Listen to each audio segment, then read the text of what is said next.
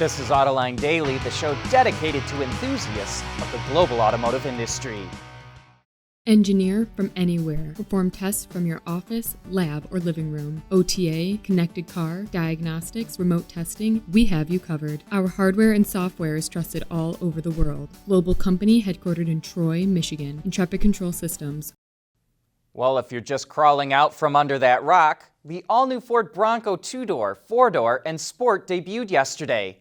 Let's start out by looking at the entry into the brand, the Bronco Sport. Call it the baby Bronco if you will, but the Sport has similar styling to its larger siblings and comes standard with 4-wheel drive. Under the hood will be the choice of a 1.5-liter EcoBoost engine that will put out roughly 180 horsepower or a 2-liter turbo that is targeting 245 horsepower. Those numbers are with premium fuel, and both engines are mated to an 8-speed automatic. The interior has a rugged look, with boxy shapes around the air vents and instrument cluster, and an 8-inch touchscreen sits high in the middle of the dash.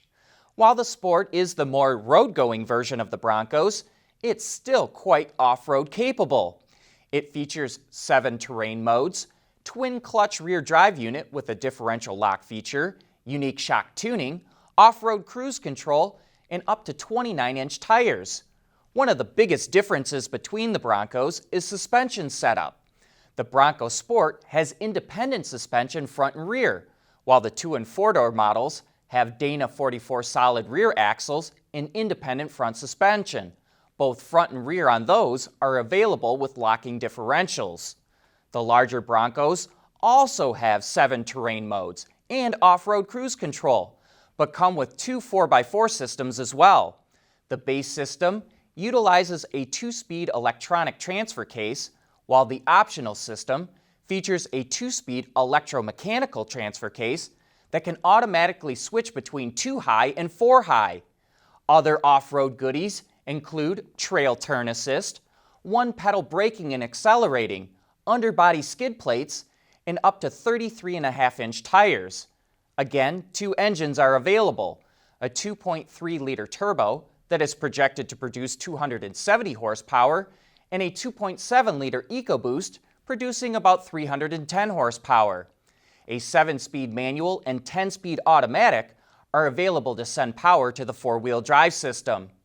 The boxy shapes of the interior give it a classic vibe, but modern materials, switchgear, and either an 8 or 12-inch center display help blend it into the 21st century.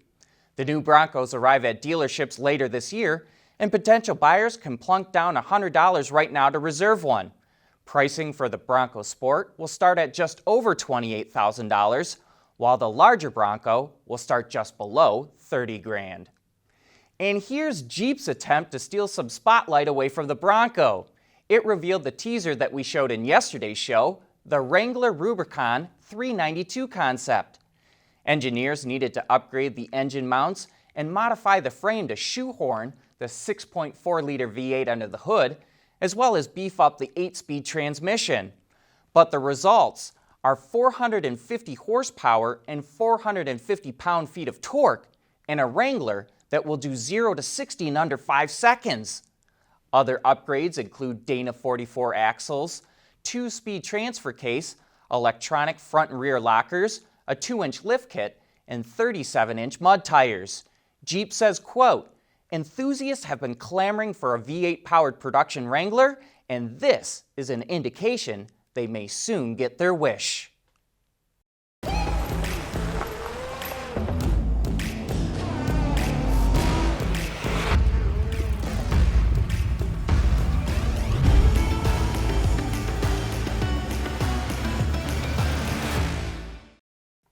As Cadillac transitions into an all-electric brand, it's going to rename all its vehicles.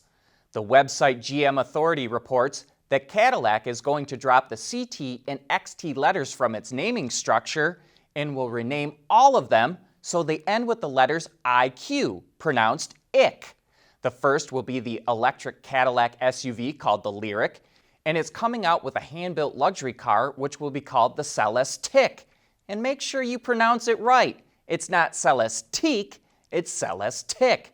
There you go.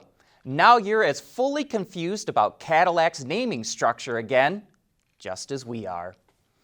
The Hyundai Group has some pretty ambitious goals for the EV segment.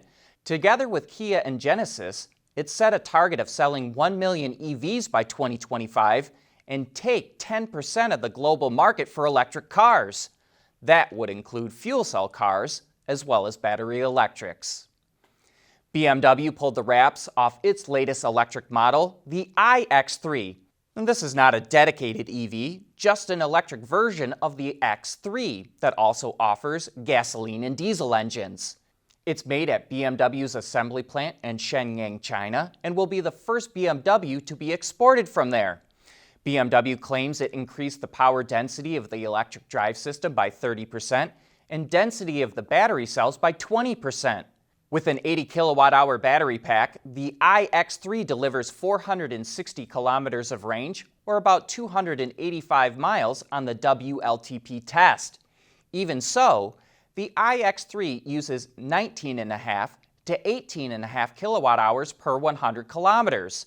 That works out to roughly 3 miles of range per kilowatt-hour versus nearly 4 miles for a Tesla Model 3. And that's the disadvantage of having an electric car that does not use a dedicated EV platform.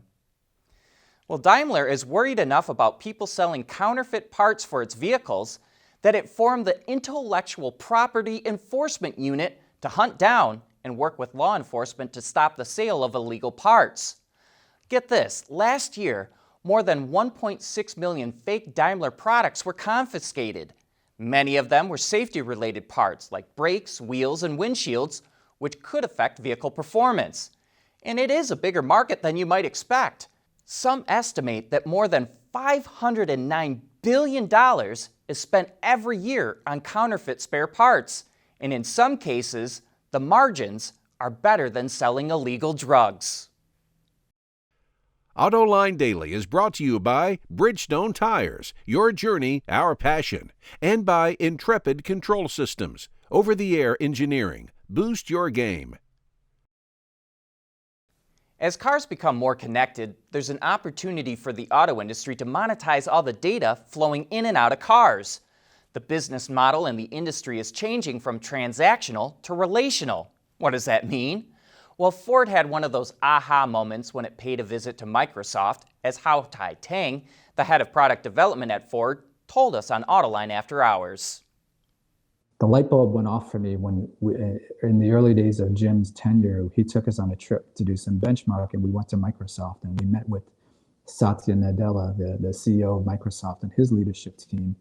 And in the conversation, Satya said to us, he said, "Did you know that Google makes more money on every PC than Microsoft does?" And we kind of shook our head. Intellectually, we understood. He said, no, you don't understand the significance of that.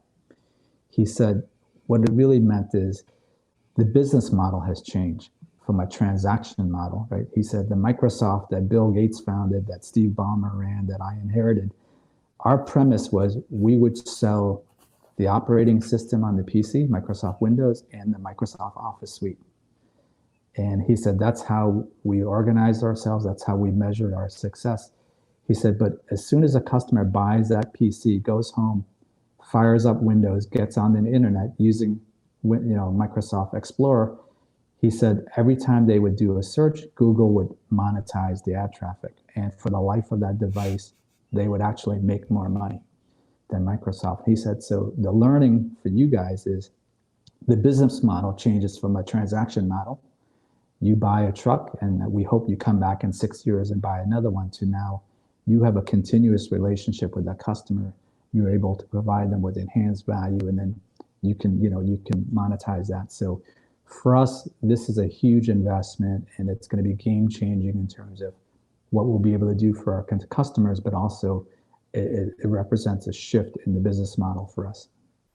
And be sure to join us this Thursday on Autoline After Hours, when our guest will be Trevor Paul, the Chief Mobility Officer for the state of Michigan. In light of the COVID-19 pandemic, car buyers want vehicles that will protect them from the virus. That's the conclusion of a new survey from IHS Markit. It asked 800 consumers in the US, China, Germany, Italy, and Japan whether they want antimicrobial coatings in their next vehicle, and 54% said they were very interested in having that type of protection. The most common areas consumers want coated are the door handles, steering wheels, seats, touchscreen display, and center console. Nearly half of the respondents said they would be willing to pay more than $100 for antimicrobial coatings. The survey also asked about ride sharing, and 25% said they would not use it after the COVID-19 pandemic, and about 50% said they still would, but not as frequently. But here's another solution to keep your car clean. Nuvin Air Global is launching an EPA-approved disinfectant spray specifically for vehicle interiors that kills 99.9% of germs, bacteria, and viruses, including COVID-19.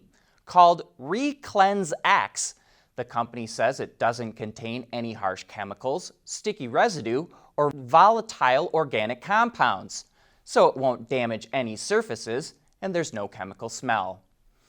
And in related news, Rolls-Royce is coming out with a new air filtration system that it claims will make its vehicles the cleanest interiors of any car.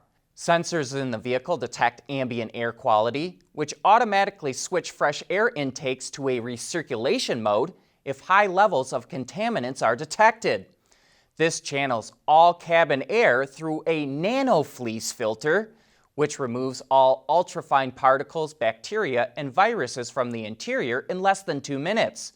In the future, owners will be able to turn on this function with an app before they get in the car. The air filtration system debuts in the new Ghost, which launches this fall. But that wraps up today's show. Thanks for watching. We'll see you again tomorrow.